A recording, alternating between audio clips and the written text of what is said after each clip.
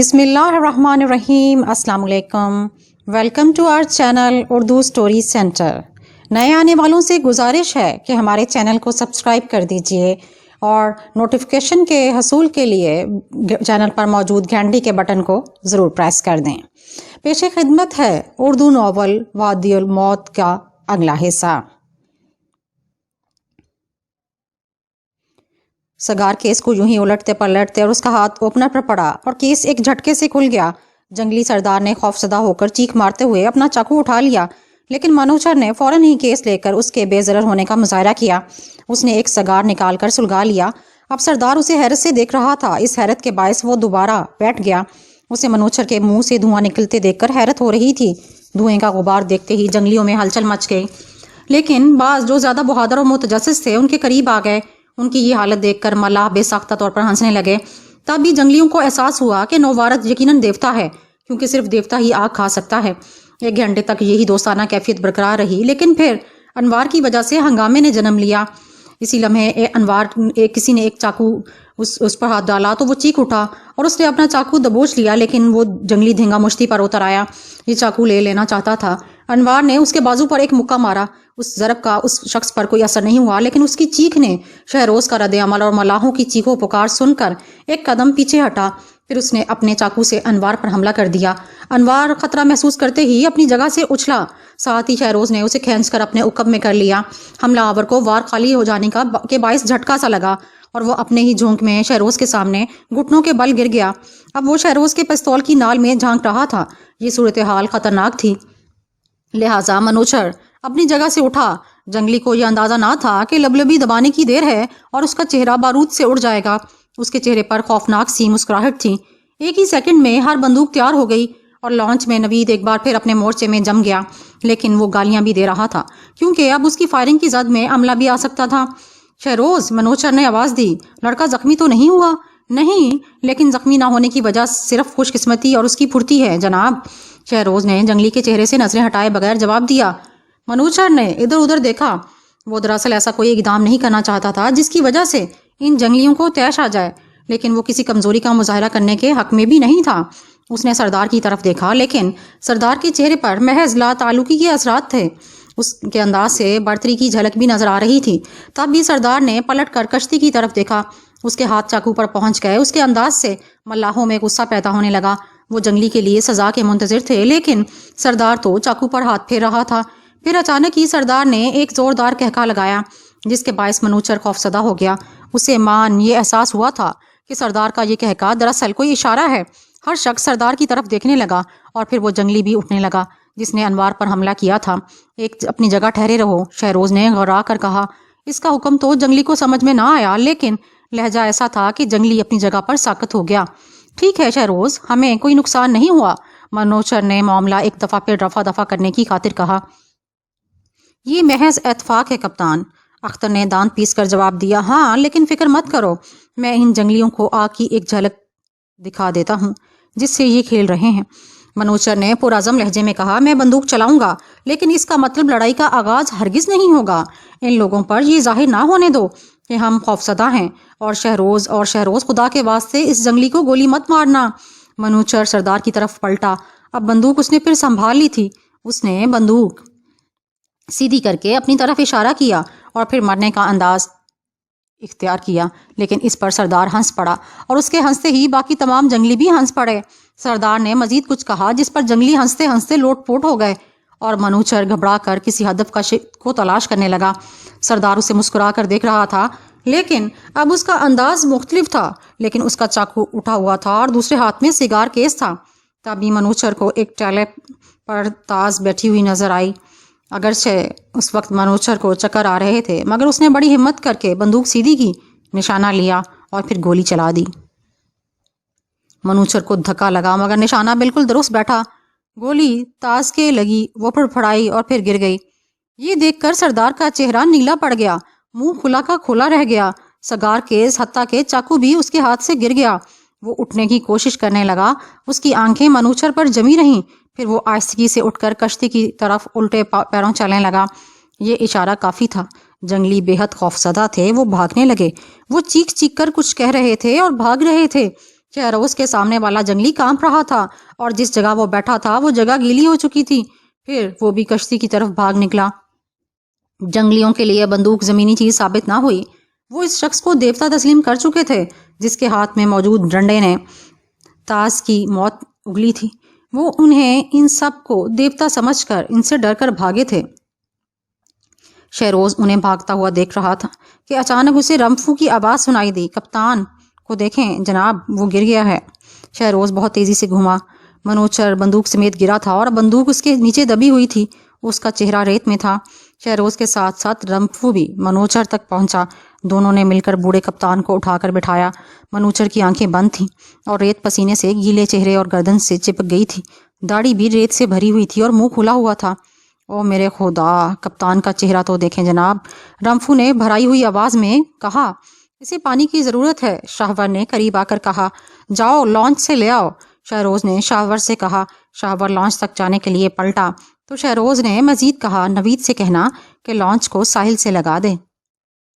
شمشاد اور علی رضا سے کہنا کہ پتوار اور چپو ٹھیک سے کر کے رکھیں۔ مگر کپتان کے چہرے کو کیا ہوا جناب؟ رمفو پرتشویش انداز میں بولا۔ شاید فالج کا اثر ہے، رمفو نے کہا، جو یہ صورتحال دیکھ کر بھاگتا ہوا وہاں پہنچا تھا۔ اس دوران مزید لوگ وہاں پہنچ گئے۔ وہ سب چہمگوئیاں کر رہے تھے، لیکن شہروز ان تمام باتوں سے بے نیاز دوسرے امور پر توجہ دے رہا تھا۔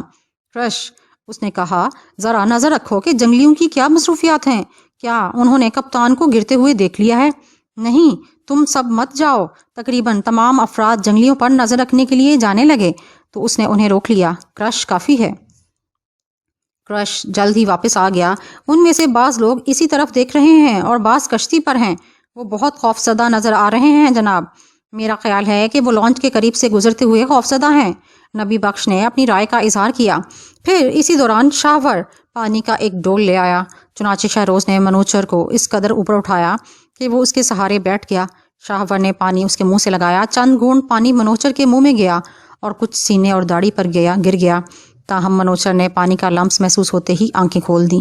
اوہ، کپتان نے ادھر ادھر دیکھتے ہوئے کہا، پتہ نہیں مجھے کیا ہو گیا تھا۔ آپ بالکل پرسکون رہیں، چند منٹ میں ٹھیک ہو جائیں گے، شہروز نے نرم لہجے میں اسے مشورہ دیا۔ کیا جنگلی اب بھی آس پاس موجود ہیں؟ منوچر نے مشورے کو نظر انداز کرتے ہوئے پوچھا۔ جی ہاں، لیکن وہ بہت خوفزدہ ہیں، کشتی پر موجود ہیں۔ ہمیں ان تک جانا چاہیے شہروز، انہیں اس طرح جانے نہیں دینا چاہیے۔ ارے ہاں، میں نے ایک پرندے کو نشانہ بنایا تھا۔ شہروز نے پہلی بار بغور دیکھا کہ منوچر کا چہرہ بگڑا ہوا تھا۔ دایاں حصہ اوپر کھینچ گیا تھا جبکہ آنکھ کا پپوٹا نیچے تھا، جس کی باعث آنکھ کا سرخ ڈیلا صاف نظر آ رہا تھا۔ انہیں یہ احساس دلانا ضروری ہے کہ ہم انہیں کوئی نقصان نہیں پہنچانا چاہتے شہروز، منوچر نے پھر کہا، ساتھ ہی کھڑے ہونے کی کوشش کرنے لگا۔ شاہور اور شہروز دونوں نے اسے سہارا دیا۔ تم ہی بتاؤ شہروز، اب ہم یہ بتانے کے لیے کیا کریں کہ ہم ان کے دشمن نہیں، دوست ہیں۔ تقریباً 1 گھنٹے کے اشاروں اور خاموش کوششوں کے بعد کشتی میں موجود جنگلیوں کو یقین ہو گیا کہ اجنبی دیوتا ان پر جادو کی چھڑی کا استعمال نہیں کریں گے، تو وہ خوفزدہ انداز میں کشتی سے واپس ساحل کی طرف آنے لگے۔ شہروز خود سردار کو لینے گیا اور اس نے اسے بھی منوچر کے قریب بٹھا دیا۔ اب ملاح جنگلیوں کے درمیان آزادانہ نقل و حرکت کر رہے تھے۔ اپنے چاقو، تمباکو، رسیاں، سکے، پائپ اور ہر وہ چیز دکھا رہے تھے جو ان کی جیبوں میں موجود تھی۔ ساتھ ہی وہ بھی جنگلیوں کے خوبصورت اور سجے ہوئے چاقوؤں کا معائنہ کر رہے تھے، جن پر مونگے بھی لگے ہوئے تھے اور سپیاں بھی۔ جنگلی ان چاقوؤں کو واہ کہہ رہے تھے۔ ملاحوں کو زیادہ حیرت کشتی کی ساخت پر تھی اور شاہور کا کہنا تھا کہ ایسی کشتی جدید دنیا میں دستیاب اوزاروں کی مدد کے بغیر نہیں بن سکتی۔ لیکن اگر اسکائی لاٹ کے ملاحوں کو علم ہو جاتا کہ یہ کشتی 50 جنگجوؤں کی لاشوں کے اوپر سے سمندر میں اتاری گئی ہے، اور یہ کہ اس کے بننے سے قبل اتنے ہی افراد کو جنگلیوں نے چٹ کیا ہے، تو انہیں اور زیادہ حیرت ہوتی۔ میرا خیال ہے ان افراد کو خوفزدہ ہی رکھا جائے تو یہ شرافت کے جامے میں رہیں گے۔ رمفو نے اپنی رائے دی۔ اس کا کہنا بظاہر درست تھا، لیکن پہلی ملاقات میں شرافت اور مسکراہٹ کے باوجود جنگلیوں کا انداز جارحانہ ہو گیا تھا اور انہوں نے انوار سے کھینچا تانی شروع کر دی تھی۔ خود شہروز نے بھی اس صورتحال سے ایک ایسا سبق سیکھا تھا جس کو وہ فراموش نہ کرنے کا عزم کر چکا تھا۔ پھر بھی انہیں یہ احساس دلانا چاہیے کہ ہم انہیں کوئی نقصان نہیں پہنچانا چاہتے۔ اگر انہوں نے ہمارا احترام کیا تو ہم بھی ان کا احترام کریں گے، منوچر نے کہا۔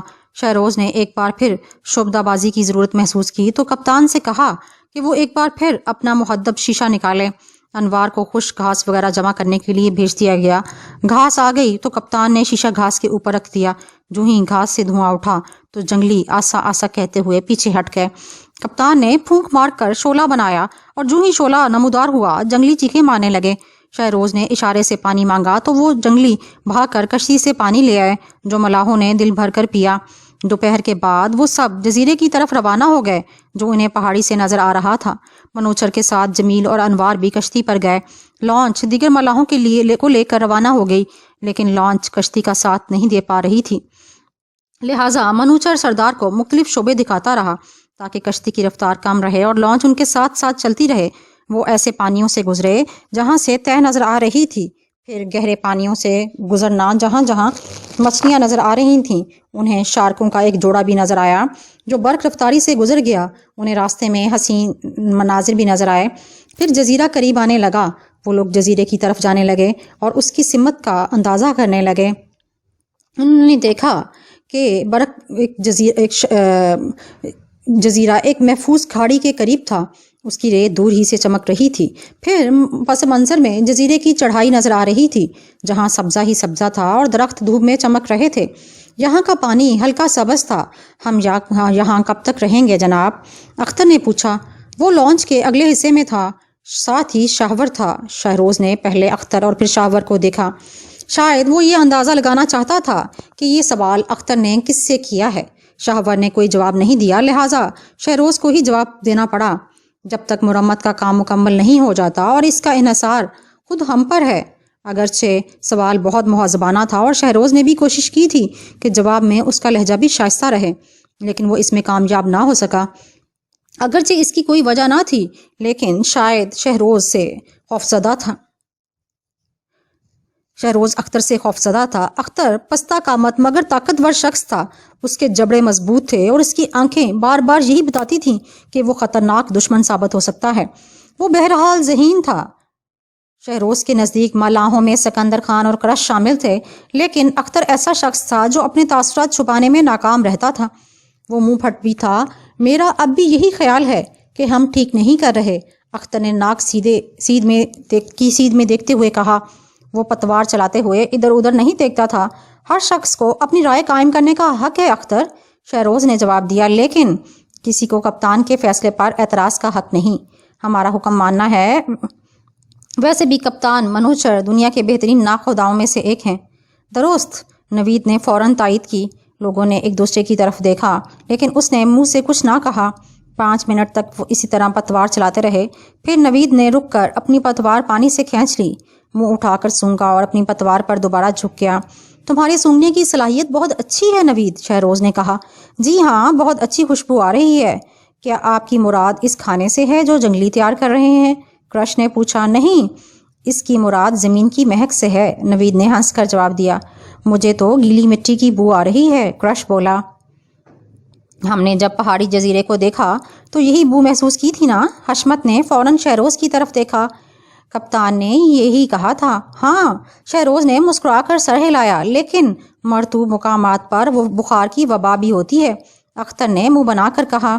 اس بار اس نے ناک کی سیدھ میں دیکھنے کے بجائے جزیرے کی طرف دیکھا تھا۔ ایسے مقامات پر مکھی مچھروں کی سی بہتات ہوتی ہے۔ اگلے پتوار۔ اسی لمحے شاور نے حکم دیا، آگے پہاڑی ہے، آہستہ، آرام سے۔ لانچ آہستہ آہستہ کنارے پر پیلی ریت کے قریب رکنے لگی۔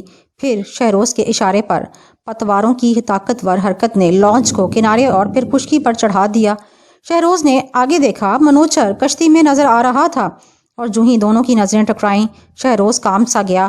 اس نے کپتان کا چہرہ دیکھا۔ وہ ایسے بیمار شخص کا تھا جو گھنٹوں میں برسوں کا بوڑھا ہو گیا تھا۔ پھر اچانک ہی ایک ہنگامہ سا ہو گیا۔ ملا جو یہ کہہ رہے تھے کہ جزیرے پر کوئی نہیں ہوگا، اس وقت ششدر رہ گئے کہ جب مان ہی عورتیں، بچے، بوڑھے لانچ کی طرف اشارے کرتے اور چیختے ہوئے نمودار ہوئے۔ پھر بہت سے خوف کی وجہ سے لانچ سے ہی دور اتر گئے، لیکن چند جو زیادہ بہادر تھے آگے تک کشتی تک چلے آئے۔ انہوں نے اپنے آدمیوں کو پکارا اور انہیں جواب ملا کہ آنے والے دیوتا ہیں۔ صوبو صبو ایک چیخ سنائی دی اور پھر لوگ خوشی اور خوف کے ملے جلے جذبوں کے ساتھ زور زور سے باتیں کرنے لگے۔ ان دونوں کے درمیان ہاتھ اٹھائے سردار اترا۔ وہ غالباً لوگوں کو خاموش رہنے کے لیے کہہ رہا تھا۔ پھر اس نے انہیں بتایا کہ یہ دیوتا انہیں کوئی نقصان پہنچانا نہیں چاہتے، اگرچہ یہ بجلی کی کڑک ساتھ لائے ہیں۔ اس کا اشارہ بندوق کی آواز کی طرف تھا، لیکن ہمیں نقصان نہیں پہنچائیں گے۔ حیرت کی بات ہے کہ ان کی جادوئی چھڑی بہت فاصلے سے بھی کسی کو بھی ہلاک کر سکتی ہے۔ اسکائی لاک کے ملاحوں نے یہاں کی عورتوں کو دیکھا، مردوں کو دیکھا۔ ان کا تعلق شاید جنگجو طبقہ سے نہیں تھا۔ چند عورتوں کے سوا باقی تمام عورتیں گھاس کے تنکوں کا اسکرٹ نما سایہ پہنے ہوئے تھیں۔ بعض سائے تقریباً سفید تھے اور بعض رنگ دار۔ عورتوں نے بھی مردوں کی طرح بال بنائے ہوئے تھے۔ کئی عورتوں کی رنگت پختہ سیاہ تھی، بلکہ سانولی تھی۔ عورتوں کی اکثریت نے اپنے جسموں پر رنگ کیا ہوا تھا اور سب ہی سپیوں، مچھلی کے دانتوں یا ہڈی کے زیورات پہنے ہوئے تھے۔ یہ زیورات دھوپ میں چمک رہے تھے۔ اسی طرح ان عورتوں کی آبنوسی جلد بھی چمک رہی تھی۔ کئی عورتوں کے کانوں میں چھید تھے جن میں سپیاں نظر آ رہی تھیں۔ بعض کی لوئیں اتنی بڑی تھیں کہ ان پر ایک پوری سپی چپکی یا لگی ہوئی تھی۔ بوڑھی عورتوں میں سے زیادہ تر کے دانت نہیں تھے، لیکن انہوں نے کوئی ایسا رنگ ملا تھا کہ ان کے منہ نیلے ہو رہے تھے۔ شہروز نے یہاں بھی ایک خاص بات نوٹ کی کہ بیشتر عورتوں کی 1 یا 2 انگلیاں غائب تھیں۔ 10-11 سال کے بچے اور بچیاں لباس کے تکلفات سے بالکل آزاد ہیں۔ تاہم ملاحوں کی اس خاموشی کو حشمت نے توڑا۔ بڑے عجیب لوگ ہیں۔ عورتیں خوبصورت بھی ہوں گی، ہوشیار علی رضا، نوید نے بڑی سنجیدگی سے کہا، لیکن ان عورتوں کو بری نیت سے دیکھنے والے یقیناً کسی بڑی دیگ میں پکتے ہوں گے۔ علی رضا نے ہنکارا بھرا۔ ویسے ملاحوں میں سب سے وجیح میں ہی ہوں۔ تب پھر غور سے دیکھ کر فیصلہ کر لو کہ کون سی عورت تمہیں پسند ہے، نوید نے کہا۔ وہ والی، اس نے ایک لڑکی کی طرف اشارہ کیا، یا اس کے پیچھے والی؟ ویسے دونوں ہی حسین ہیں۔ نہیں، سامنے والی کے بارے میں کیا خیال ہے؟ نبی بخش نے بھی لقمہ دیا۔ اس کے لیے تو میرے دل کے دروازے تک کھلے ہیں۔ کیا شاندار لڑکی ہے۔ آخر ملاحوں کے خواب بھی شرمندہ تعبیر ہو رہے ہیں، نوید نے ڈرامائی انداز میں کہا۔ ویسے بعض لڑکیاں تو بہت ہی حسین ہیں، اختر نے بھی ٹانگ اڑائی۔ ارے تم بھی اختر؟ نوید نے حیرت سے اس کی طرف دیکھا۔ تم تو اس جزیرے پر قدم رکھنا ہی نہیں چاہتے تھے۔ ارے تم بھی حسن پرست ہو گئے؟ اختر بس کسمسا کر رہ گیا۔ کاش ان عورتوں کو اپنے رنگ اتارنے کے فائدوں کا علم ہو جائے، حشمت نے بڑی حسرت سے کہا۔ وہ یوں ہی باتیں کرتے رہے جس میں کرش وغیرہ بھی شریک ہو گئے۔ ان کی حیرت زدہ کیفیت ختم ہو گئی اور شہروز ان کے تبصرے سنتا رہا۔ وہ بھی مسکراتا رہا۔ ویسے وہ خود بھی مناظر فطرت کے علاوہ ان مناظر حسن سے لطف اندوز ہو رہا تھا۔ اسے احساس تھا کہ اس کے ساتھی اس احساس کے باعث اور زیادہ لطف اندوز ہو رہے ہیں کہ وہ ابھی زندہ ہیں۔ وہ یہ کہ زندہ رہنے کی امید اب بھی ختم نہیں ہوئی، اور پھر جلد ہی تمام افراد ایک بار پھر اس سارے حسن، ساری خوبصورتی کو فراموش کر کے بقا کے بارے میں سوچنے لگیں گے۔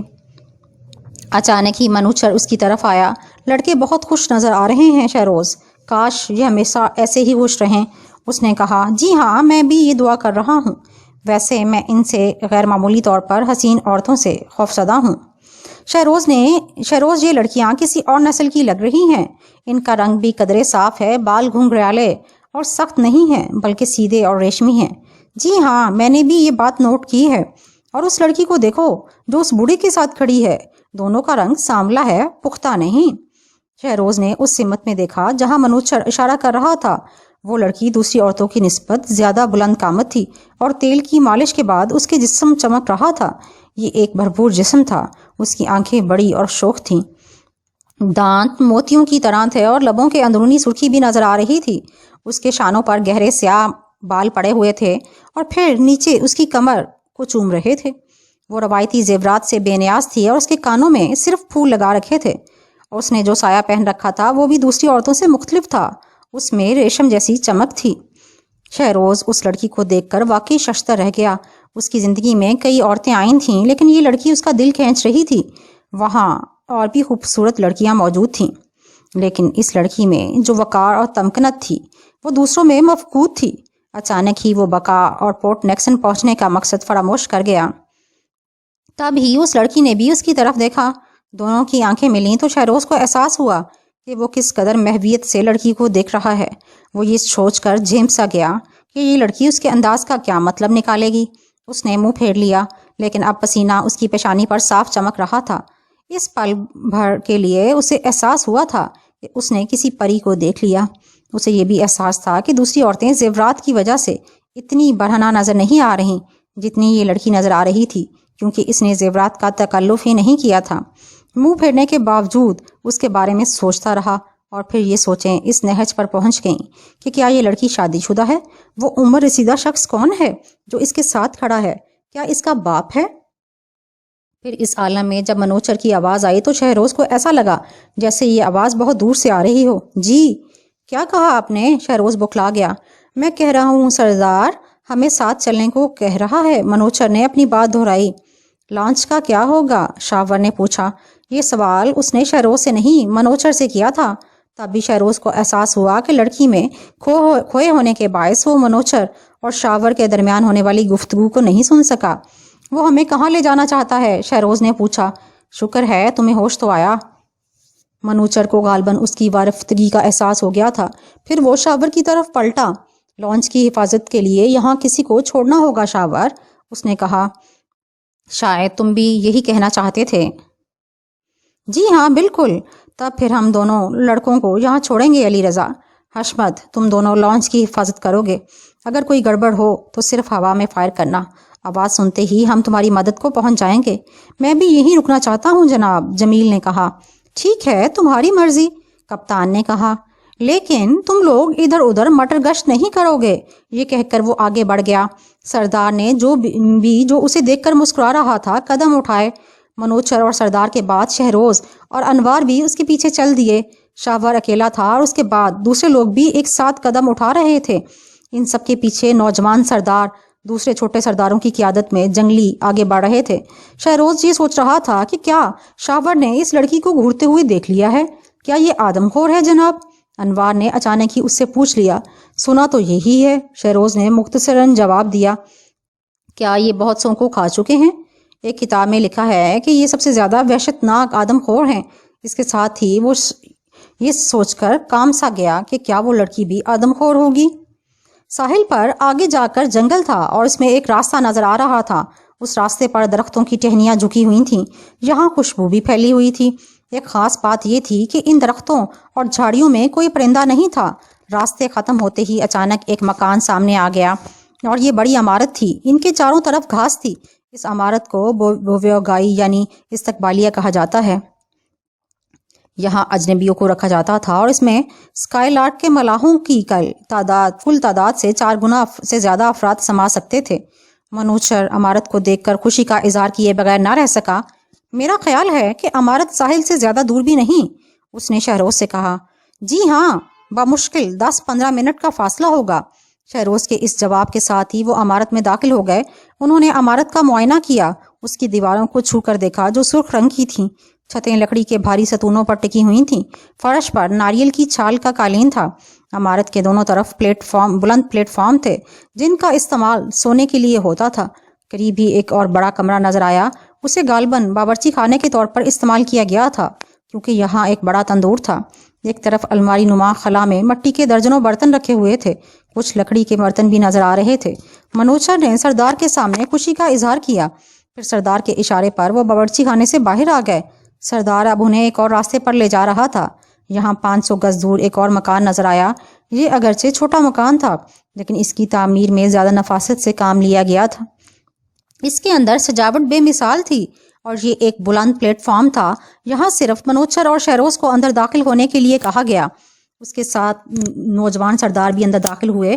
اندر پہنچتے ہی ان دونوں کو احساس ہو گیا کہ یہ مکان بلند منصب لوگوں کے لیے مخصوص ہے۔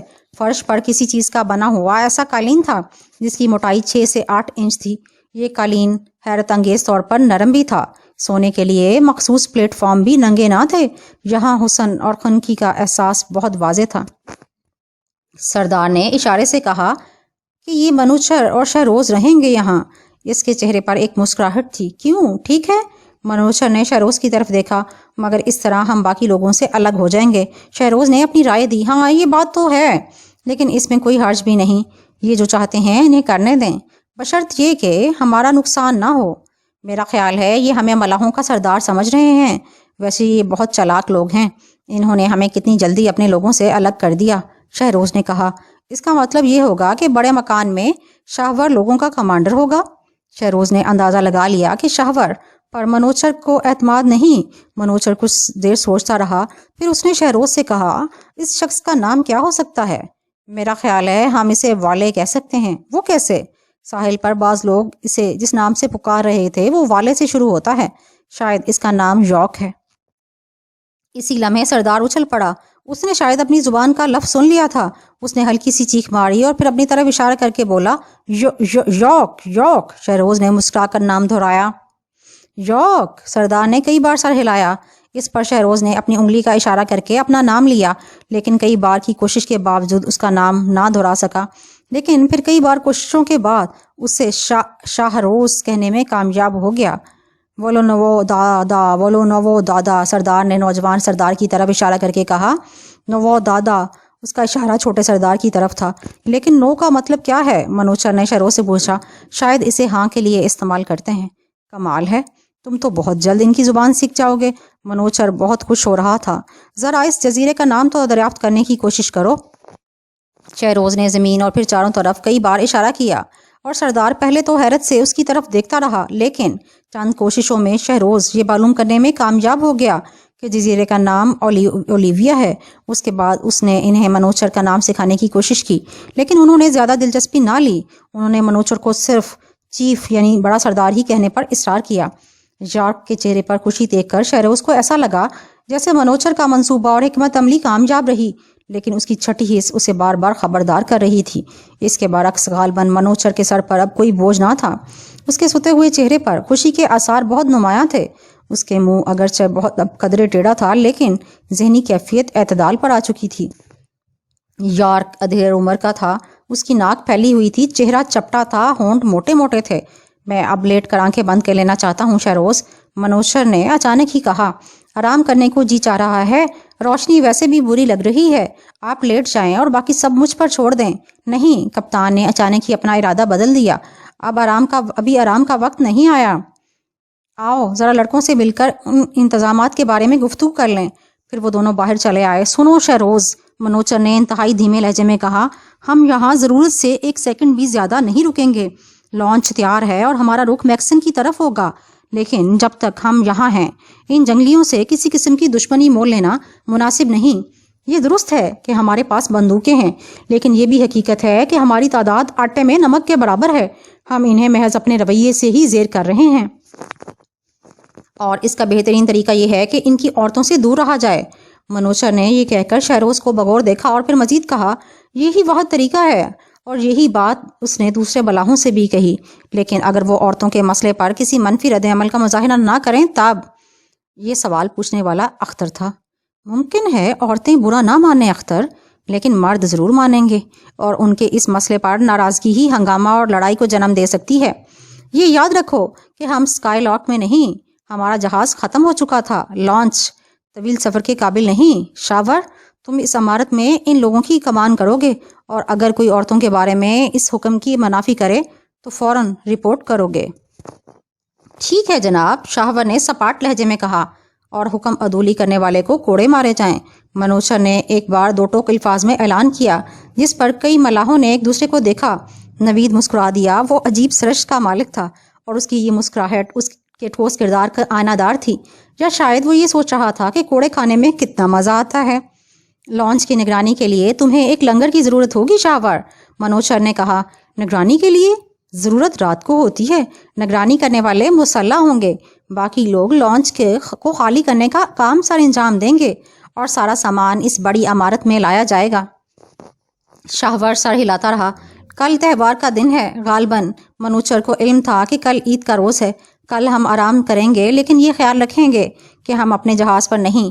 یوں ملاح شاہور کی کمان میں چلے گئے۔ یہ بات واضح تھی کہ عورتوں سے متعلق پابندی پر کئی ملاح معترض تھے۔ پھر یارک نے منوچر کا ہاتھ تھام کر اسے کھینچ لیا۔ وہ اسے ایک طرف لے جا رہا تھا، اور شہروز اس کے پیچھے پیچھے اس کے دوسرے ساتھی کے ساتھ چل رہا تھا۔ نصف راستے پر پہنچ کر شہروز کو احساس ہوا کہ وہ انہیں گاؤں کی سمت لے جا رہا ہے۔ یہ گاؤں ایک خلیج میں واقع تھا اور اس کے مکانات ایک قطار میں نہیں بلکہ الگ الگ بکھرے ہوئے تھے۔ اگرچہ وہ ساحل سے گاؤں کے حجم کا اندازہ نہیں لگا سکے، لیکن یہاں پہنچ کر انہوں نے دیکھا تھا کہ گاؤں حلال نما ساحلی پٹی پر پھیلا ہوا ہے اور ان پر اب درجنوں آنکھیں جمی ہوئی تھیں۔ کئی لوگ بند دروازوں کی جھڑیوں سے جھانک رہے تھے، کچھ درختوں کے پیچھے سے باز گھبرا کر راستے سے ہٹ گئے تھے، کچھ نے چہرے چھپا لیے تھے اور کچھ ٹکر ٹکر دیکھ رہے تھے۔ وہ تندوروں کے قریب سے گزرے جن میں آگ سلگ رہی تھی اور عجیب سی خوشبو آ رہی تھی۔ وہ ایسی جگہ سے گزرے جہاں بڑے بڑے برتنوں میں ناریل کا تیل نکالا جا رہا تھا۔ پھر انہیں چند نئے مکانات نظر آئے، ان کے ساتھ ساتھ ہی پرانے مکانات تھے۔ بعض مکانات کی مرمت بھی ہو رہی تھی، کئی مکان ایسے تھے جن کی چھتیں گری ہوئی تھیں۔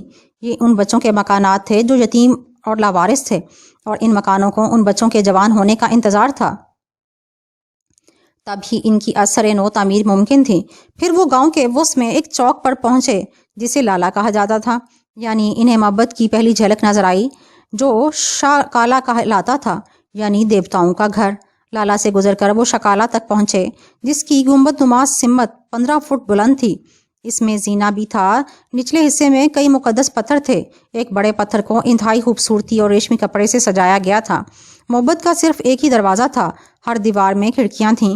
شہروز اور منوچر محبت کے سامنے کچھ دیر تک کھڑے رہے، جو کسی عفریت کی مانند آسمان کی طرف منہ اٹھائے ہوئے تھا۔ شہروز نے یار کی طرف دیکھا جو منوچر کی طرف دیکھ کر مسکرا رہا تھا۔ محبت کی بنیادوں کے قریب ایک درخت تھا جس میں آڑو جیسے پھل لٹک رہے تھے۔ یارک نے اپنے مہمانوں کو نہیں بتایا کہ اس درخت سے ٹپکنے والا گوند دراصل وہ زہر ہوتا ہے جس میں وہ اپنے نیزے اور تیر بجھا کر زہر آلود کرتے ہیں۔ یہاں سے وہ ایک نہر نما نالا عبور کر کے دوسری طرف پہنچے۔ اس میں ٹھنڈا اور میٹھا پانی بھرا ہوا تھا اور دور ساحل کے ساتھ ساتھ ان گنت چھوٹی چھوٹی کشتیاں نظر آ رہی تھیں۔ یارک کے گھر کی طرف جاتے ہوئے انہیں بہت سے پھل دینے والے درخت بھی نظر آئے۔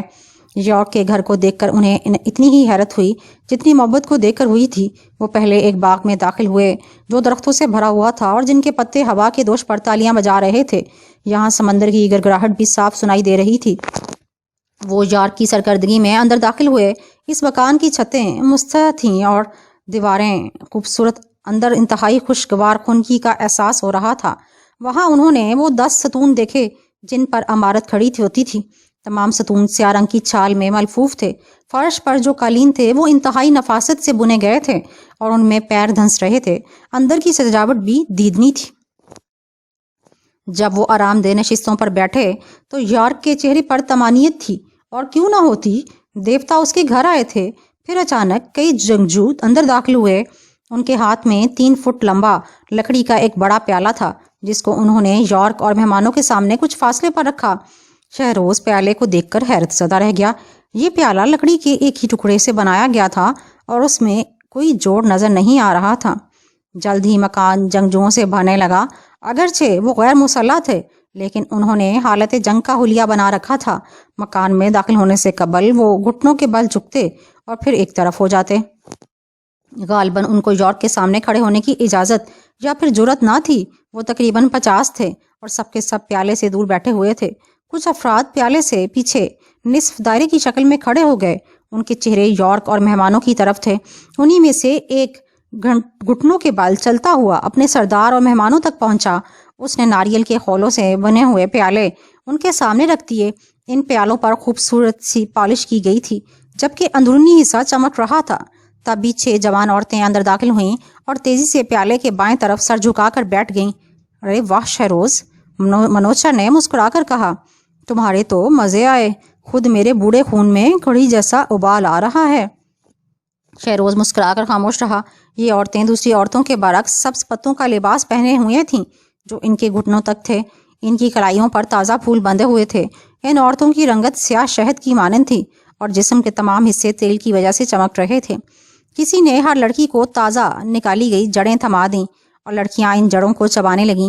وہ جڑ کا ایک حصہ گنے کی طرح توڑتیں، اسے چبا کر گیند کی سی بناتیں اور پھر پیالے میں جمع کرتی جاتیں۔ کیا ہمیں یہ رس پینا ہوگا شہروز؟ منوچر کے چہرے پر تشویش کے سائے دوڑ رہے تھے۔ ایسا ہی لگتا ہے جناب، شہروز نے اگرچہ جواب مسکرا کر دیا تھا لیکن اسے خود یہ سوچ کر بڑی کراہت محسوس ہو رہی تھی۔ اسے پھر وہی لڑکی نظر آ گئی جو ساحل پر نظر آئی تھی۔ وہ چشم تصور میں اس لڑکی کو انسانی ٹانگ بھنبوڑتے دیکھنے لگا۔ اس نے گھبرا کر سامنے موجود مردوں اور عورتوں کو دیکھ کر سوچا کہ کیا یہ لوگ انسانی گوشت کا ذائقہ چکھ چکے ہیں؟ اب مطلوبہ گیندیں پیالے کے اندر ڈالی جا چکی تھیں۔ پھر ایک لہیم شہیم شخص نے پیالے کو دونوں ہاتھوں سے تھام کر اس طرح ہلایا کہ تمام گیندیں ایک بڑی گیند میں بدل گئیں۔ ساتھ ہی ایک دور بیٹھے ہوئے بوڑھے نے آہستہ سے کچھ کہا، جس پر ایک شخص 6 فٹ لمبا بانس لے کر اندر آیا، جس کے بالائی حصے پر سبز گھاس لگی ہوئی تھی۔ اس نے پیالے میں بانس ڈال کر ہلانا شروع کر دیا اور پیالے کے اندر کا رس حیرت انگیز طور پر کھوکھلے بانس میں جانے لگا۔ پورے مکان میں سناٹا تھا اور صرف بانس ہلانے کی آواز سنائی دے رہی تھی۔ شہروز یہ سوچ کر ہی اعصابی کشیدگی محسوس کرنے لگا کہ وہ بھی اس رسم میں شریک ہے۔ اس نے منوچر کی طرف دیکھا جو بانس ہلانے والے کو ٹکر ٹکر دیکھ رہا تھا اور اس کے چہرے پر پسینے کی بوندیں چمک رہی تھیں۔ اچانک ہی پیالے سے دور بیٹھے ہوئے افراد نے آہستہ آہستہ تالیاں بجانی شروع کر دیں۔ یہ تالیاں بتدریج تیز ہوتی گئیں اور پھر سبھی گانے لگے، تاہم پیالے کے قریب موجود افراد خاموش رہے۔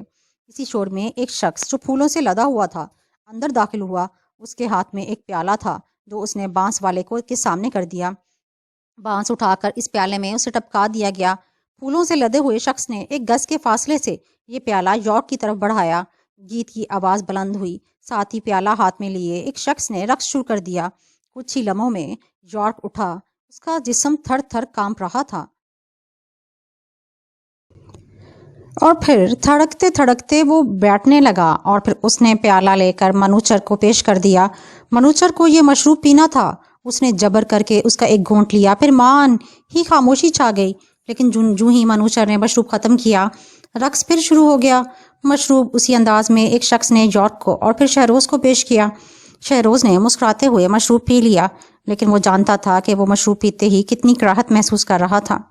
دوسری صبح خنک اور حسین تھی۔ جنوب مشرق سے آنے والی خنک ہوائیں اس دھن کو ختم کر رہی تھیں جو جزیرے پر چھائی ہوئی تھی۔ صبح کی ہلکی روشنی پھوٹتے ہی شہروز کی آنکھ کھل گئی۔ ایک لمحہ تک تو وہ یہ سوچتا رہا کہ کہاں ہے، لیکن پھر اسے سب کچھ یاد آ گیا۔ اس نے منوچر کے پلیٹ فارم کی طرف دیکھا۔ وہ زور زور سے سانس لے رہا تھا۔ دراصل منوچر رات بھر بے چینی کے عالم میں سوتا رہا۔ پھر شہروز نے اٹھ کر ایک کھڑکی کھولی اور اس کی روشنی میں کپتان کا بغور جائزہ لیا، اور پھر اسے جگانے کا ارادہ ترک کر دیا کیونکہ منوچر اب بھی کڑا رہا تھا۔ سورج ابھی تک طلوع نہیں ہوا تھا، لیکن آسمان سے روشنی آ رہی تھی۔ مشرق میں افق پر نیلا اور سرخ رنگ نظر آ رہا تھا۔ شہروز خاموشی سے بڑی عمارت کی طرف چلا آیا جہاں جمیل کے سوا تمام افراد بیدار ہو چکے تھے اور کئی نے نہانے کے لیے ساحل کا رخ کیا تھا۔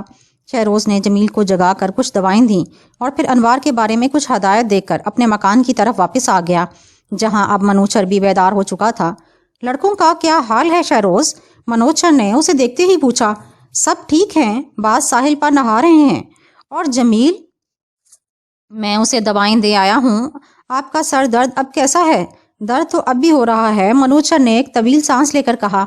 نیند سے بھی افاقہ نہیں ہوا؟ آپ کو سوتے رہنا چاہیے تھا۔ تمہارا کیا پروگرام ہے؟ میرا خیال ہے کہ ہم اس جزیرے کے بارے میں کچھ معلومات حاصل کر لیں، لیکن اس طرح کہ ان دشمنوں کو برا نہ لگے۔ درست، لیکن میں تمہارے ساتھ نہیں جا سکوں گا۔ میں بھی یہی چاہتا ہوں، میں انوار کو ساتھ لے جاؤں گا۔ وہ یہی باتیں کر رہے تھے کہ انوار آ گیا۔ انہوں نے اپنا کھانا بھیجا ہے کہ اگر ہم 3 سال تک بھی سفر کرتے رہیں تو ہمیں کھانے کی کمی محسوس نہیں ہوگی جناب، انوار نے پرجوش انداز میں کہا۔ اچھا، منوچر ہنس پڑا۔ کیا کیا ہے کھانے میں؟ سبزیاں، پتوں میں لپٹی ہوئی مچھلیاں اور گوشت۔ شہروز، خدا ہمارا ساتھ دے رہا ہے، منوچر نے طمانینت بھرے انداز میں کہا۔ جی ہاں، شہروز نے اس کا دل رکھنے کی خاطر کہا۔ انوار، میں اور تم جزیرے کا جائزہ لینے کے لیے چلیں گے۔ شاور سے نمکین گوشت اور بسکٹ لے آؤ تاکہ اگر ہمیں بھوک لگے تو ہم کھا سکیں۔ کیا تمہارے پاس پستول ہے؟ شہروز نے پوچھا۔ شاور صاحب نے لے لیا جناب۔ تب پھر اسے پستول واپس لے لو اور گولیاں بھی۔ وہاں اس سے کہنا کہ کپتان کے لیے کھانا بھیج دے۔ انہوں نے مکان کے عقب والا راستہ اختیار کیا جو بظاہر آمد و رفت کے لیے بہت کم استعمال ہوتا تھا۔ پھر جلد ہی وہ ایک ایسے بلند مقام پر پہنچ گئے جہاں گھاس نام کی کوئی چیز نہ تھی، صرف ناریل کے درخت تھے۔ شہروز کو یہ دیکھ کر حیرت ہوئی کہ جزیرہ ہر جگہ سے مختلف ہے۔ یہاں کے بعض حصے گیلے تھے اور بعض بالکل خشک بلندی سے۔ انہوں نے اس مقام کی سمت کو دیکھا۔ جو ہریالی کے باعث سبز قالین کی طرح نظر آ رہا تھا۔ وہ 1 گھنٹے تک چلتے رہے، لیکن پھر جزیرے کے مغربی حصے میں ایک بلند جگہ شہروز رک گیا۔ اب سورج بلند ہو چکا تھا، گرمی شروع ہو چکی تھی، اور وہ کھانے کے لیے ایک درخت کے نیچے بیٹھ گئے۔ یہاں مچھر بھی تھے۔ کیا جنگلیوں نے تمہیں یہ نہیں بتایا کہ مچھروں کو بھگانے کے لیے دھوئیں والی آگ کیسے سلگائی جاتی ہے اور کھڑکیاں کس طرح بند کی جاتی ہیں؟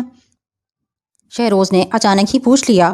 وہ آئے تھے، انوار نے جواب دیا، لیکن ہمارے لوگوں کو آگ سے ڈر لگنے لگا اور انہوں نے بانس بھی ہٹا دیے۔ کس کے حکم سے؟ شہروز کو جانے کیوں غصہ آ گیا۔ شاور صاحب نے حکم دیا تھا، انوار نے کہا۔ انہوں نے اختر کی مدد سے آگ بجھا دی تھی، پھر مچھر آ گئے اور ان کی وجہ سے نوید کو غصہ آ گیا۔ اس نے لالٹین جلا لی۔ اس پر بھی شاور صاحب نے اعتراض کیا، لیکن رمفو نے نوید کی حمایت کی۔ اس کے بعد علی رضا اور حشمت بھی مچھروں کی وجہ سے بیدار ہو چکے تھے، اور ان سب لوگوں نے مل کر الاؤ پھر جلا لیا اور کھڑکیاں بند کر لیں۔ کیا شاور نے کپتان کے بارے میں بھی کچھ کہا تھا؟ جی ہاں، انوار یہ کہہ کر دوسری طرف دیکھنے لگا۔ بتاؤ کیا کہا تھا؟ شہروز کے اصرار پر انوار بولا۔ اس نے کہا تھا کپتان غداری کا مرتکب ہوا ہے۔ انوار نے جھجکتے ہوئے جواب دیا۔ اور یہ بھی کہا تھا کہ اگر یہاں سے نکلنے اور مہذب دنیا میں پہنچنے کا موقع مل گیا تو وہ کپتان پر جہاز کو تباہ کرنے کا مقدمہ چلوائے گا۔ کیا ایسا ممکن ہے صاحب؟ نہیں، اس کے برعکس خود شاہور پر جہازوں میں بغاوت پھیلانے کی کوشش کے الزام میں مقدمہ چل سکتا ہے۔ اور تمہیں علم ہے کہ اس الزام کی کیا سزا ہے انوار؟ صرف اور صرف پھانسی، اور کوئی خاص بات۔ آج صبح جب میں نمکین، بسکٹ اور گوشت لینے گیا تو شاور صاحب نے پہلے تو صاف انکار کر دیا۔ وہ پستول بھی نہیں دے رہے تھے۔ ان کا کہنا تھا کہ رسد سنبھال کر رکھی جائے، لیکن جب میں نے اصرار کیا تو انہوں نے غصے میں کہا جو چاہو لے لو۔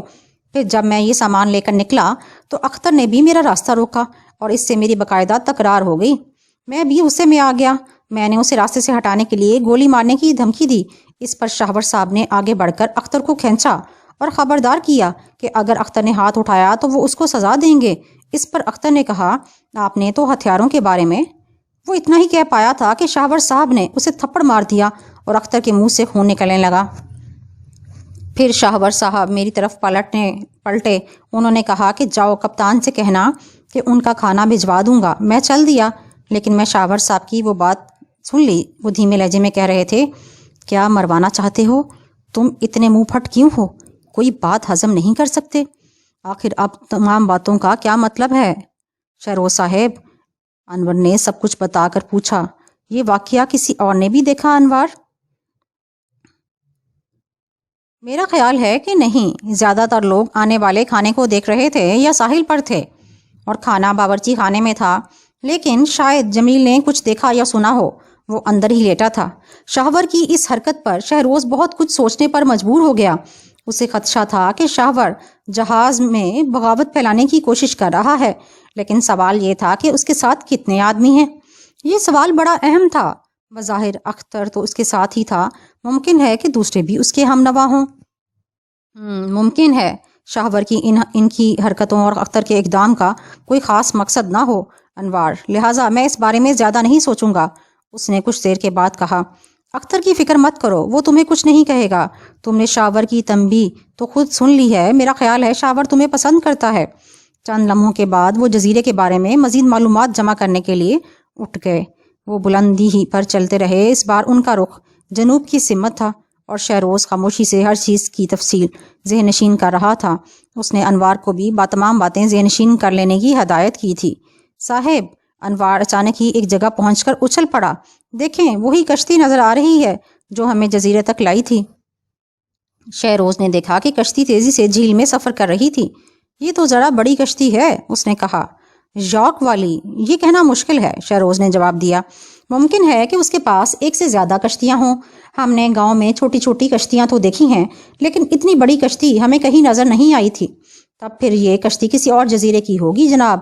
انوار کی اس بات پر شہروز نے کوئی جواب نہیں دیا، لیکن اسے یقین تھا کہ اس قسم کی کشتی سمندر میں سفر کرتی ہے۔ وہ اس وقت تک دیکھتے رہے اور جب تک کشتی ناریل کے درختوں میں اوجھل نہ ہو گئی۔ پھر شہروز نے مغرب کی سمت جانے کا فیصلہ کیا، حالانکہ اب دھوپ کی شدت کے باعث چلنا مشکل ہونے لگا تھا۔ 30 منٹ بعد وہ صاف ستھرے راستے پر پہنچ گئے تھے اور اس پر چلتے چلتے اچانک ساحل پر آ پہنچے۔ یہاں ساحل ڈھلان کی شکل میں سمندر میں اتر رہا تھا اور اس جگہ وہ انوار کے اصرار پر تیرنے کے لیے تیار ہو گیا۔ انہوں نے کپڑے اتار کر راستے کے قریب ساحل پر ہی چھوڑ دیے، پستول اور گولیاں کپڑوں کے اوپر ہی رکھ دیں، اور پہلے انوار نے غوطہ لگایا۔ یہاں اسے کچھ رنگ مچھلیاں نظر آ رہی تھیں، پھر دونوں کمر کمر تک پانی میں چلے آئے۔ یہاں اچانک ہی ان کی نظریں مچھلیوں کے ایسے جوڑے پر پڑیں جو آتشی رنگ کا تھا۔ انوار انہی کی طرف بڑھ گیا، لیکن ایک مچھلی نے اسے کاٹ لیا۔ انوار اب ہنس بھی رہا تھا اور خوفزدہ بھی تھا۔ اس نے ہنستے ہوئے پانی سے ہاتھ اٹھایا جس سے 2 جگہ پر خون کے قطرے ٹپک رہے تھے۔ پھر اسے ایک آبی سانپ نظر آیا جس کی رنگت پیلی اور بھوری تھی۔ تب بھی وہ ایک بے ضرر سی شارک مچھلی کو دیکھ کر خوفزدہ ہو گیا اور وہ پیچھے چلا آیا جہاں اس نے شہروز کو ان باتوں کی تفصیل بتائی تھی۔ شہروز ہنس کر خاموش ہو گیا۔ دونوں پانی سے نکل آئے۔ انوار سپیاں ڈھونڈنے لگا اور شہروز شاور کے بارے میں سوچتا رہا، لیکن وہ جلد ہی واپس آیا۔ اس کے ہاتھوں میں سپیاں نہیں تھیں بلکہ مٹھی بند تھی۔ اس نے مٹھی شہروز کے سامنے کھول دی۔ یہ کیا ہے انوار؟ پتہ نہیں جناب، شاید لکڑی کا برادہ ہے، ساحل پر ایک درخت کے نیچے ملا ہے، انہوں نے کہا۔ شہروز نے اسے بغور دیکھا۔ برادے میں ریت اور مٹی ملی ہوئی تھی۔ چلو مجھے وہ جگہ دکھا دو جہاں سے تم نے اسے اٹھایا تھا۔ وہ درخت زیادہ بڑا نہ تھا، اس کے پتے بھی چھوٹے چھوٹے تھے۔ اس نے وہاں پڑا ہوا برادہ اٹھا کر 2 انگلیوں کے درمیان رکھ کر رگڑا۔ ہلکی سی رگڑ کے ساتھ ہی برادہ گرم ہو گیا اور اسے خوشبو پھوٹنے لگی۔ اوہ، یہ سندل ہے، شہروز نے ایک طویل سانس لے کر کہا اور پھر درخت کی ایک ننگی شاخ کو سونگھنے لگا۔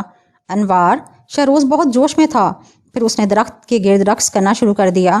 پہلے تو انوار اسے دیکھتا رہا اور ہنستا رہا، لیکن پھر بھی وہ رقص میں شامل ہو گیا۔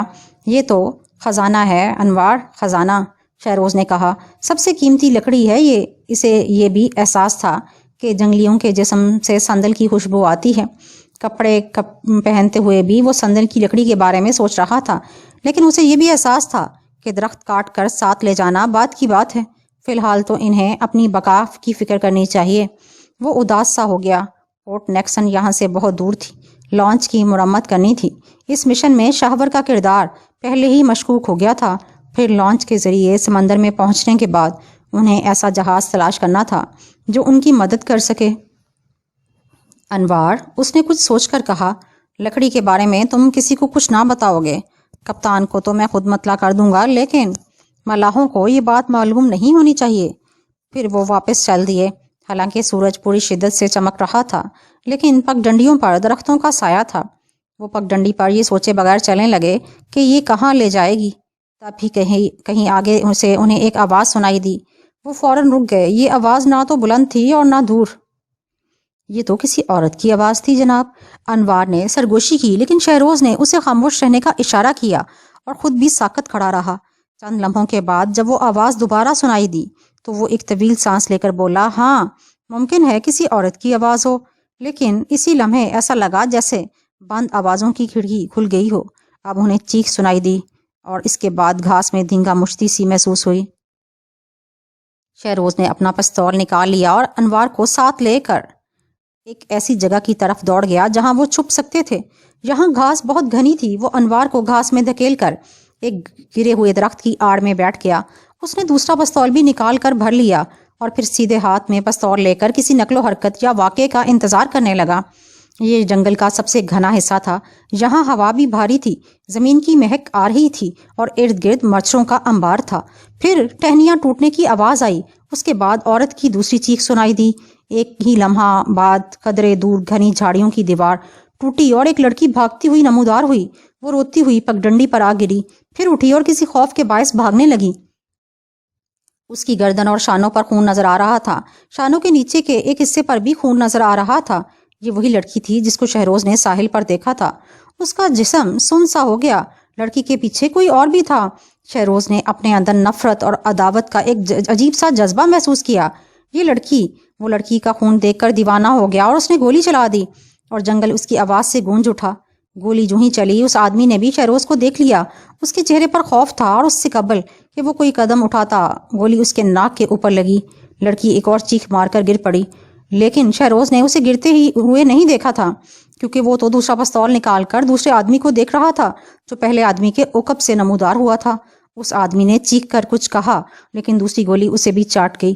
تیسرا آدمی یہ صورتحال دیکھ کر کری انداز میں چلایا اور پلٹ گیا۔ انوار اپنا پستول دو، شہروز نے تیزی سے کہا، اور میری پستول دوبارہ بھر دو۔ یہ کہتے ہوئے اس نے انوار کا پستول کھینچ کر پگڈنڈی کی طرف دوڑ لگا دی۔ صاحب! انوار یہ کہنا چاہتا تھا کہ اس کے پستول میں گولی نہیں، لیکن شہروز نے اس کی آواز نہ سنی اور وہ لڑکی کے قریب سے گزرتا ہوا اس جگہ پہنچ گیا جہاں تیسرا آدمی غائب ہوا تھا۔ انوار نے شہروز کا پہلا پستول لوڈ کیا اور اس کے پیچھے دوڑ گیا۔ اس نے شہروز کو جنگل سے نکلتے ہی جا لیا۔ یہ لے صاحب، دوسرا پستول کہاں ہے؟ میں اس خیال سے یہ پستول بھرتے ہی ادھر آ گیا کہ شاید میرا پستول فائر نہ کر سکے۔ چلو کوئی بات نہیں، شہروز مسکرانے لگا، لیکن جاؤ اور دوسرا پستول بھی بھر لو، پتہ نہیں یہاں کتنے جنگلی موجود ہیں۔ لڑکی کروٹ لیے لیٹی ہوئی تھی۔ اس کے بائیں شانے پر اوپر ایک گومڑا ابھرا ہوا تھا جس کی کھال پھٹ گئی تھی۔ اس کے قریب ہی وہ چاقو پڑا تھا جس سے اسے زخمی کیا گیا تھا۔ شہروز نے بڑی احتیاط سے اسے سیدھا کیا۔ جسم پر بہنے والا خون گردن کے زخم سے نکل رہا تھا اور یہ زخم کسی نیزے سے لگا تھا۔ پھر شہروز نے گرے ہوئے جنگجوؤں کا معائنہ کیا۔ ایک ایک گولی سینے میں لگی تھی اور دوسرے کا چہرہ مسخ ہو گیا تھا، لیکن اس میں سانس باقی تھی۔ شہروز وہاں سے ہٹ کر لڑکی کو دیکھنے لگا۔ وہ سوچ رہا تھا کہ قبیلے کی تمام عورتوں میں سے یہی ایک ایسی کیوں نکلی کہ جس کو اس نے بچایا ہے۔ وہ اس کے قریب گھٹنوں کے بل بیٹھ گیا۔ تب ہی اس نے آنکھیں کھول دیں۔ پہلے تو ایسا لگا جیسے اسے کچھ نظر نہیں آ رہا، لیکن پھر اس نے شہروز کو دیکھ کر زوردار چیخ ماری۔ اس نے اٹھ کر بھاگنے کی کوشش کی، لیکن شہروز نے اسے پکڑ لیا اور اسے اشاروں سے تسلی دینے لگا۔ اس نے اشاروں سے لاشیں دکھائیں اور پھر اپنی طرف اشارہ کیا۔ لڑکی پہلے تو وحشت ناک انداز میں دیکھتی رہی، پھر سمجھ گئی کہ اس شخص نے اسے جنگلیوں سے بچایا ہے، لہٰذا ماں نہیں اس کا خوف ختم ہو گیا اور اس نے ہاتھ پیر مارنا بھی بند کر دیے۔ شہروز مسکرانے لگا۔ اس نے مرنے والے کے چاقو اور تیر اٹھائے۔ اس کے بعد وہ گاؤں کی طرف روانہ ہو گئے۔ ان کے آگے آگے انوار چل رہا تھا۔ لڑکی غالباً نکاہت کے باعث ان کا ساتھ نہیں دے پا رہی تھی، لہٰذا انہوں نے بھی قدم سست کر دیے۔ اس وقت شہروز یہ سوچ رہا تھا کہ سندل کی دریافت پر شاور کا رد عمل کیا ہوگا، اور یہ کہ مرنے والے جنگلی کون ہو سکتے ہیں۔ وہ کشتی کس کی تھی جو انہیں جھیل میں تیزی سے جاتی ہوئی نظر آئی؟ کیا وہ حملہ آور تھے؟ اور کیا یہ لوگ جزیرے پر حملے کرتے رہتے ہیں؟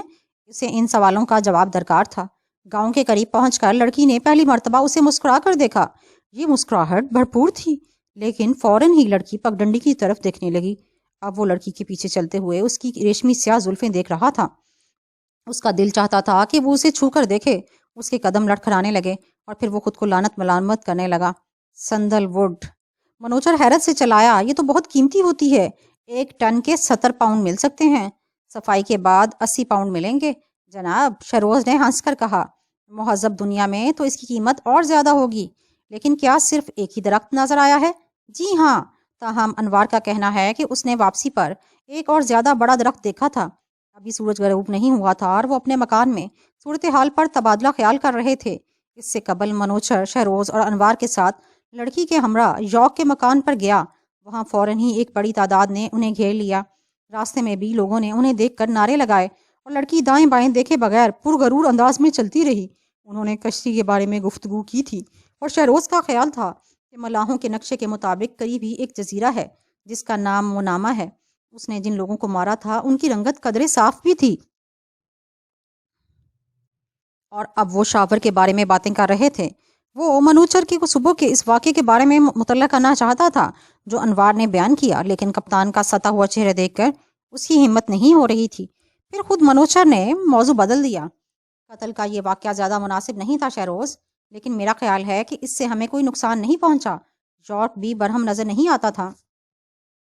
شاید لڑکی بھی کسی گرے پڑے خاندان سے تعلق نہیں رکھتی، منوچر نے کچھ سوچ کر کہا۔ تم نے دیکھا کہ لڑکی کے بیان کے بعد وہ لوگ کتنے خوش تھے، اور پھر انہوں نے ان ہتھیاروں میں بھی کتنی دلچسپی لی جو تم نے مرنے والوں سے حاصل کیے۔ رات کو کھانا کھاتے ہوئے وہ ملاحوں کے بارے میں گفتگو کر رہے تھے کہ اچانک انہیں بہت سی آوازیں سنائی دیں۔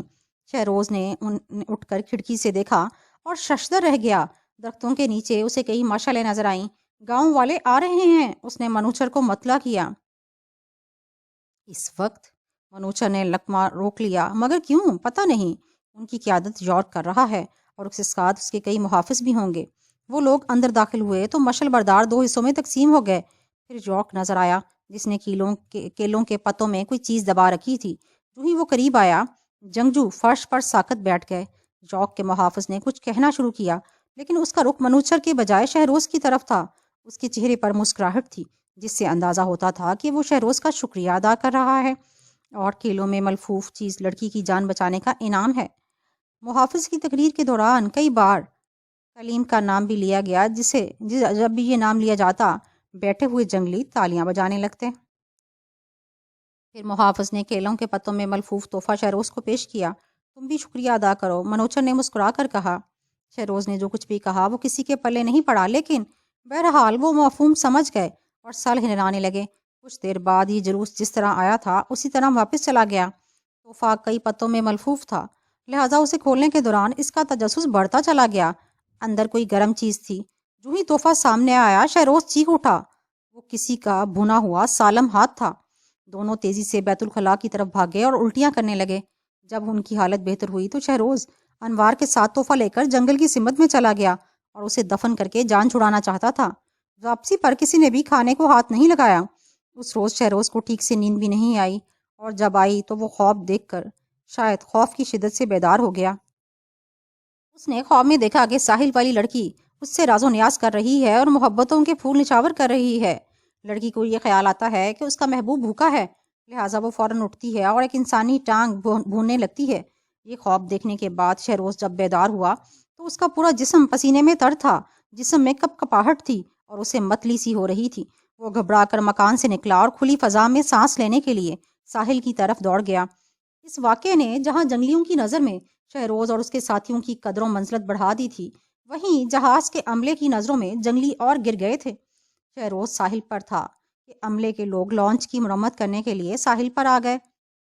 وہ انوار سے انسانی ہاتھ والا واقعہ سن چکے تھے۔ ان کی کیفیت عجیب سی تھی، لیکن وہ زیادہ عزم کے ساتھ کام کر رہے تھے تاکہ لانچ جلد از جلد سفر کے قابل ہو سکے اور وہ آدم خوروں کے اس جزیروں کو جلد از جلد چھوڑ کر مہذب دنیا میں واپس جا سکیں۔ کرش نے بادبان بنانے کی تیاری شروع کر دی۔ وہ ایک ایسا بادبان بنانا چاہتا تھا جو شدید طوفان میں بھی کام آ سکے، لہٰذا اس کا کام بڑھ گیا تھا۔ اگر سے کام تیزی سے ہو رہا تھا، لیکن پورا دن شہروز کی طبیعت عجیب سی اور ناخوشگوار رہی۔ خود منوچر بھی غیر معمولی طور پر خاموش تھا۔ پورے دن اس نے چند جملوں سے زیادہ کچھ نہ کہا۔ شہروز کو یہ احساس ہوا تھا کہ کپتان بھی بہت بے چین ہے، یا تو اس کے زخموں میں تکلیف ہو رہی ہے یا پھر بھنا ہوا ہاتھ اس کے اعصاب پر سوار ہے۔ خود شہروز کو بھی اس کے بارے میں حیرت تھی۔ انسانی ہاتھ اور وہ لڑکی دونوں کس طرح اس کے اعصاب پر سوار ہوئے ہیں۔ پھر اس کے بعد شہروز اور منوچر کے درمیان جو گفتگو ہوئی وہ بھی کپتان کے ذہنی انتشار کا مظہر تھی۔ منوچر نے رات کے کھانے کے بعد اچانک ہی یہ تجویز پیش کی کہ وہ واپسی کے سفر کے لیے سمندروں کے پرسکون ہونے کا انتظار کر سکتے ہیں۔ جتنی تاخیر سے سفر شروع کریں گے راستے میں اتنے ہی کم خراب موسم ملے گا شہروز، اس نے کہا۔ شہروز اس تجویز پر عمل کے تصور سے ہی ششدر رہ گیا۔ کیا آپ سنجیدہ ہیں جناب؟ اس نے بڑی حیرت سے پوچھا۔ کیا میں کبھی غیر سنجیدہ ہوا ہوں؟ منوچر بڑھم ہو گیا۔ معاف کیجیے گا، میں آپ کو غصہ دلانا نہیں چاہتا، لیکن آپ کی اس تجویز سے میں حیرت زدہ ہو گیا ہوں۔ ہاں، غلطی میری ہی تھی، میں نے اچانک ہی یہ تجویز پیش کر دی، لیکن بہرحال یہ بتاؤ کہ تمہاری کیا رائے ہے؟ میرا خیال ہے کہ ہمیں یہاں جتنی دیر ہوگی جنگلیوں سے ہمارے تعلقات اتنے ہی خراب ہوں گے۔ شاید آپ نے آج عملے کے احساسات کا مشاہدہ نہیں کیا۔ کل کے تحفے کی اطلاع ملنے کے بعد وہ جنگلیوں سے نفرت کرنے لگے ہیں۔ ہاں، میں نے بھی یہی محسوس کیا ہے، کپتان نے کہا۔ میری رائے یہی ہے کہ ہم جلد از جلد لانچ کی مرمت اور روانگی کے پروگرام پر قائم رہیں، شہروز نے کہا۔ اور جب کپتان خاموش رہا تو اس کا حوصلہ بڑھ گیا۔ اگر ہم یہاں دیر تک رہے تو مجھے خدشہ ہے کہ جنگلیوں سے جھڑپیں شروع ہو جائیں گی۔ منوچر ٹہلنے لگا۔ وہ سوچ رہا تھا اور غالباً اسی غور و خوض کے باعث اچانک اس کے سر میں درد شروع ہو گیا۔ شہروز، اس نے تھکی تھکی سی آواز میں کہا، اگر بڑی عمارت سے سر درد کی گولیاں لا دو تو میں بڑا مشکور ہوں گا۔ شہروز بھی غالباً یہی چاہتا تھا کہ وہ اس وقت یہاں سے ہٹ جائے، لہٰذا اس نے حکم کی تعمیل میں ذرا بھی تاخیر نہ کی۔ ویسے بھی پہلا موقع تھا کہ کپتان نے اس سے کوئی ذاتی درخواست کی تھی۔ 3 روز بعد شہروز کو لڑکی کے اشاروں کی شکل میں پہلی بار وارننگ ملی۔ لڑکی کا باپ وہی تھا جو ساحل پر اس کے ساتھ کھڑا ہوا نظر آیا تھا۔ یہ بات نہیں انہیں اچھی طرح معلوم ہو چکی تھی کہ وہ سردار ہے، لیکن اب اس نے جنگ میں حصہ لینا ترک کر دیا۔ لوگ اس کی تعظیم کرتے تھے، اس کے گھر آتے تھے اور اس سے مختلف امور پر تبادلہ خیال کرتے تھے۔ اسی باعث لڑکی کو 2 اہم باتیں معلوم ہو گئی تھیں، اور وہ جزیرے کی پہلی شخصیت تھی جس نے اس زمن میں شہروز سے رابطہ کیا تھا، اور رابطے کا یہ طریقہ بڑا پراسرار تھا۔ سپہر کو زوردار بارش ہو چکی تھی۔ اس بارش کے باوجود اسکائی لاٹ کا عملہ اپنے کام میں جتا رہا۔ لانچ کی مرمت اتنی تیزی سے جاری تھی کہ خود شہروز کو حیرت ہو رہی تھی۔ مرمت کے اس کام کے دوران جنگلی لوگ ساحل پر کھڑے، بیٹھے یا لیٹے ہوئے انہیں دیکھتے رہے اور جوش و خروش سے ان اوزاروں کے بارے میں باتیں کرتے رہتے تھے جو عملہ مرمت کے لیے استعمال کر رہا تھا۔ انہیں کلہاڑیوں کی دھاڑ دیکھ کر حیرت ہوتی تھی جو مضبوط ترین لکڑی کو بھی کاٹ رہی تھیں۔ منوچر کی حالت بھی اس روز بہتر تھی، اگرچہ وہ اب بھی دعائیں کھا رہا تھا اور اس کے سر میں درد بھی ہوتا تھا، لیکن مرمت کے کام میں اس کی دلچسپی بڑھ گئی تھی۔ اس نے شاید یہ تسلیم کر لیا تھا کہ یہاں سے جلد از جلد واپسی ہی ان کے حق میں بہتر ہے۔ جمیل کی حالت مزید ابتر ہو گئی تھی، لیکن پھر بھی وہ زندہ تھا اور یہی اس کے بارے میں مثبت پہلو تھا۔ عموماً سکندر اس کے قریب بیٹھا قرآن پاک کی تلاوت کرتا رہتا تھا۔ اس شام شہروز جمیل کے پاس نہیں رکا کیونکہ بڑھئی کو ایک کمپاس کی ضرورت تھی جو منوچر کے ذاتی سامان میں رکھا ہوا تھا، لہٰذا شہروز نبی بخش بڑھئی کی درخواست پر کمپاس لینے بڑی عمارت سے چھوٹی عمارت آ گیا۔ ابھی شام کی روشنی زندہ تھی، لہٰذا اندھیرا نہ ہوا تھا اور وہ مکان میں داخل ہونے ہی والا تھا کہ اچانک اس نے کسی پرندے کی آواز سنی۔ وہ ٹھٹک گیا کیونکہ اس نے جزیرے میں اب تک ایسی کوئی آواز نہیں سنی تھی۔ یہ آواز پھر آئی اور ایسا لگا جیسے کسی نے سیٹی بجانے کی کوشش کی ہو۔ وہ چند لمحوں تک ساکت رہا، لیکن پھر جب یہ آواز نہ آئی تو اندر چلا آیا۔ اس نے کمپاس نکالنے کے لیے سامان کھولنا شروع کیا، لیکن عین اسی وقت وہ آواز پھر آئی۔ شہروز کے ہاتھ رک گئے۔ وہ بہت غور سے آواز سننے لگا۔ اب آواز تواتر کے ساتھ آ رہی تھی، لہٰذا وہ کمپاس وہیں چھوڑ کر باہر آ گیا۔ اس نے سمت کا اندازہ کر کے مکان کے اوپری حصے کی طرف قدم اٹھائے۔ یہاں سے وہ پگڈنڈی پر پہنچ گیا۔ تبھی اسے یہ احساس ہوا کہ وہ غیر مسلح ہے۔ وہ واپس جا کر پستول لینا چاہتا تھا کہ آواز پھر آئی اور اس بار اتنی قریب سے آئی تھی کہ اس نے پستول لانے کا ارادہ ترک کر دیا۔ تاہم اس نے چاقو نکال کر پیٹی میں رکھ لیا۔ وہ آگے بڑھا تو اسے اچانک ہی وہ نظر آ گئی۔ وہ اس سے صرف 7 فٹ دور کھڑی تھی۔ اس کی آنکھیں ملیں تو اس نے پہچان لیا۔ وہ اچانک پلٹی۔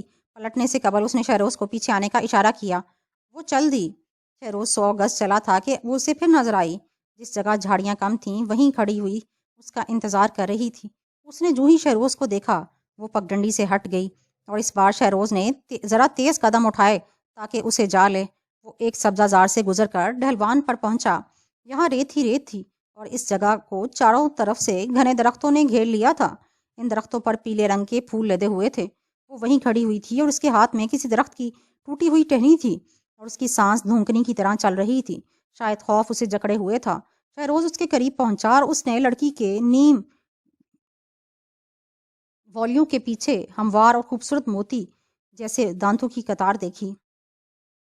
آنکھیں فراق اور خوبصورت تھیں جن میں خوف کی جھلک نظر آ رہی تھی اور اس کا جسم سندل کی خوشبو سے مہک رہا تھا۔ دونوں چند لمحوں تک ایک دوسرے کو دیکھتے رہے۔ پھر شہروز نے اسے اپنا نام بتایا اور وہ مسکرا دی اور اس نے اسے اس طرح ایک طرف سر کو جھٹکا جیسے وہ کوئی پرندہ ہو۔ پھر اس نے انگلی سے ایک طرف اشارہ کر کے کہا، شینا، شینا، وہ شینا۔ وہ اس کے منہ سے اپنا نام سن کر کھل سی گئی۔ وہ اب اس طرح مسکرا رہی تھی جس طرح پہلی بار اسے دیکھ کر مسکرائی تھی۔ شہروز اس وقت یہ بھی نہیں سوچ رہا تھا کہ شینا آدم خور بھی ہو سکتی ہے۔ اسے صرف یہ احساس تھا کہ شینا ایک نوجوان سردار سے منسوب ہوگی، کیونکہ یہاں کی رسم یہی تھی کہ سردار کی بیٹی سردار کے بیٹے سے شادی کرتی ہے۔ ادھر شینا کے جذبات بھی بڑا ریختہ۔ وہ سوچ رہی تھی کہ بادلوں سے اترنے والا یہ دیوتا کیا اسے حاصل کرے گا۔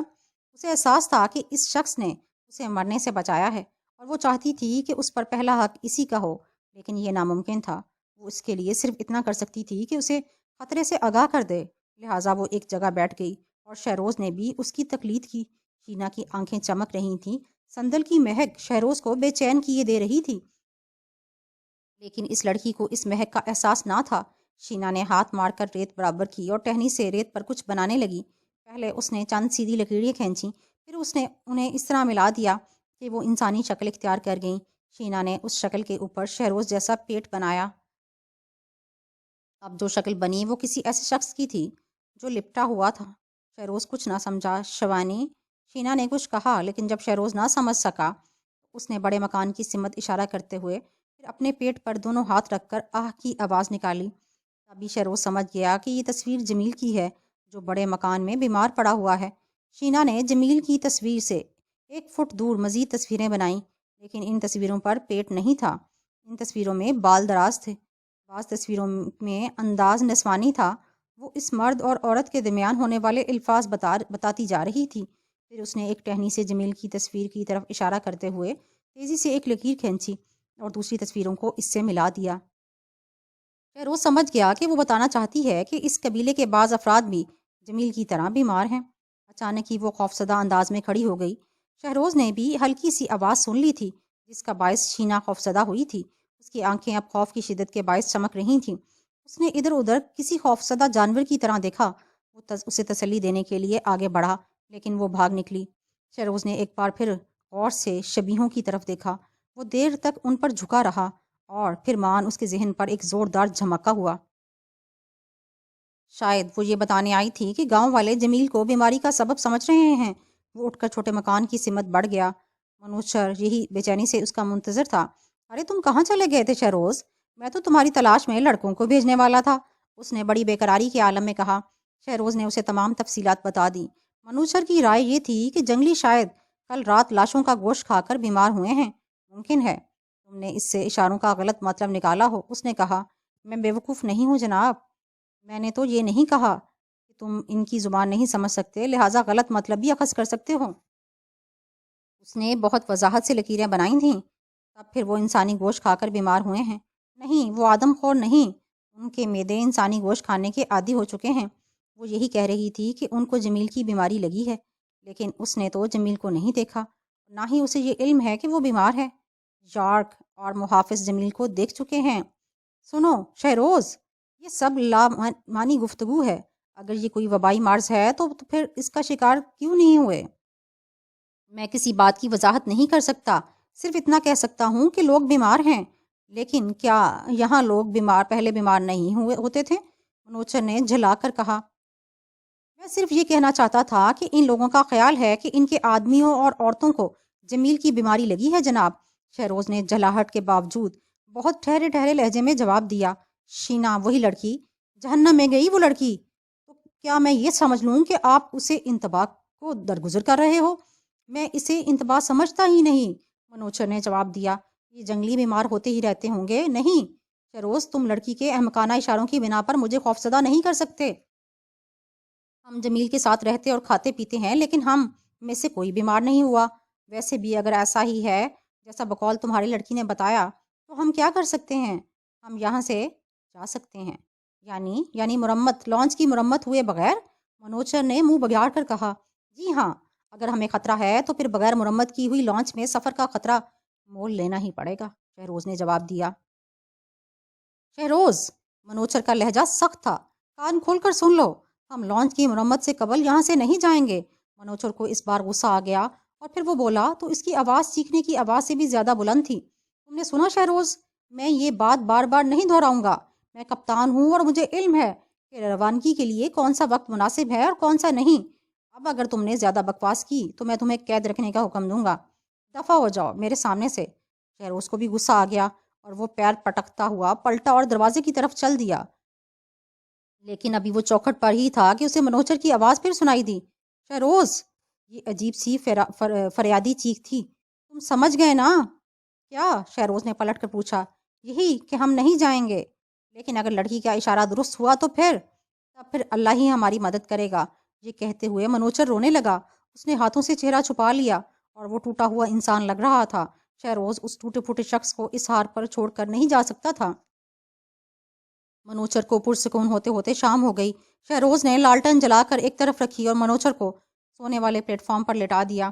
اس نے کپتان کو ذرا سی برانڈی دی جس کے باعث اعصابی طور سے کشیدہ منوچر کی حالت قدرے بہتر ہو گئی، لیکن بہرحال منوچر کا رویہ شہروز کو کھٹک گیا، کیونکہ صورتحال اب یہ تھی کہ منوچر 1 گھنٹے پہلے کی بات بھول جاتا تھا۔